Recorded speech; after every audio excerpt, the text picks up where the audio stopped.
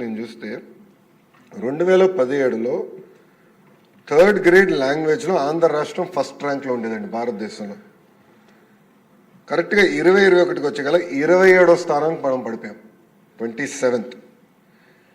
10th class మ్యాథమెటిక్స్లో భారతదేశంలో ఆంధ్ర రాష్ట్రం 1వ స్థానంలో ఉంటే గత ప్రభుత్వం వల్ల అది 12వ స్థానానికి పడిపోయాం. సైన్స్లో ఫస్ట్ ప్లేస్లో ఉంటే 15th ప్లేస్ పడ్డాం. ఇంగ్లీష్ అంటే టోఫెల్ ఏమనంటే ఇంకా టోఫెల్ అంటారు అధ్యక్ష, అది కూడా నేను ప్రజలు చెప్పదలుచుకున్నాను. 10th క్లాస్ ఇంగ్లీష్లో మనం 2017లో 4th ర్యాంక్లో ఉంటే గత 5 సంవత్సరాలు 14వ స్థానానికి మనం పడిపోయాం అధ్యక్ష. ఫౌండేషన్ స్కిల్స్ పైన ఏసర్ ఇంకొక రిపోర్ట్ ఉంది అధ్యక్ష. ఏసర్ రిపోర్ట్ చూస్తే అధ్యక్ష, తెలుగు భాష అధ్యక్ష 2018లో 57.1% మంది పిల్లలు గ్రేడ్ 2 అంటే గ్రేడ్ 5 పిల్లల్ని గ్రేడ్ 2 పైన చదవగలుగుతున్నారా లేదా అని టెస్ట్ చేస్తే 57.1 ఉంటే అది 38% పడిపోయింది. సిమిలర్లీ గ్రేడ్ 8లో అధ్యక్ష విచిత్రం ఏంటంటే గ్రేడ్ 8 అంటే 8th క్లాస్లో 2వ తరగతి తెలుగు టెక్స్ట్ బుక్ ఇచ్చి పిల్లల్ని చదవమంటే 2018లో 78% మంది చదవగలిగితే 2024 వచ్చేసి 53% పడిపోయింది. అంటే ఒక సిస్టమిక్ డికే అనేది వచ్చేసింది అధ్యక్ష.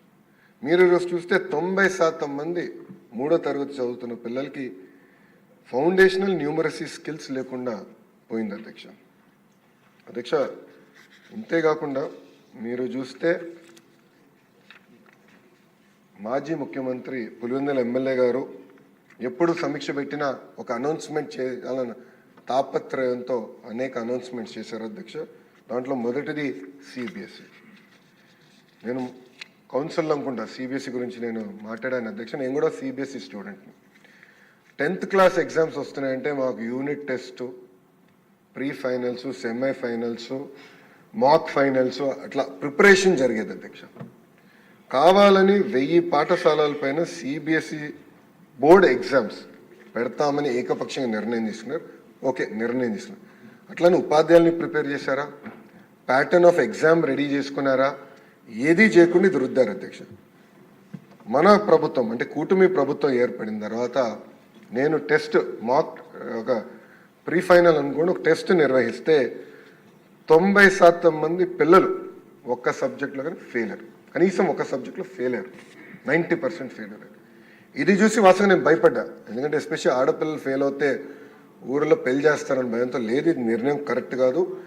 ఏదైతే సిబిఎస్ఈ మోడల్ ఆఫ్ ఎగ్జామినేషన్ ఏదైతే గత ప్రభుత్వం తీసుకున్న నిర్ణయం, we will postpone by 3 years. ముందర ఉపాధ్యాయుల్ని ప్రిపేర్ చేద్దాం, విద్యార్థులను ప్రిపేర్ చేద్దాం, తల్లిదండ్రుల్ని ప్రిపేర్ చేద్దాం, మోడల్ ఆఫ్ ఎగ్జామినేషన్ కూడా దానికి ప్యారల్గా డిజైన్ చేసిన తర్వాత అమలు చేస్తామని హామీ ఇచ్చాం. రెండోది టోఫెల్. ఇంత గొప్పలు చెప్పుకున్నారు, మళ్ళీ ఎందుకు ర్యాంకింగ్ పడిపోయింది నాకు తెలియదు. కానీ టోఫెల్కి అధ్యక్ష 59 కోట్ల రూపాయలు ఖర్చు పెట్టారు. 59 కోట్ల రూపాయలు వృధా చేశారు ఒక మాటలో చెప్పాలి. ఇంకోటి ఐబీ కరికులం అధ్యక్ష. ఇక్కడ గౌరవ సభ్యులు అందరు తెలుసు, ఐబీ కరికులం అనేది చాలా challenging curriculum. IB curriculum implement చేయాలంటే అద్భుతమైన ఉపాధ్యాయులు, ఎవరికైతే అద్భుతమైన ట్రైనింగ్ ఉందో వాళ్ళే ఇంప్లిమెంట్ చేయగలుగుతారు. అనాలోచిత వల్ల ఐబీ కరికులం తీసుకొద్దాం, ఐబీ స్కూల్స్ ఏర్పాటు చేద్దామని 5 కోట్ల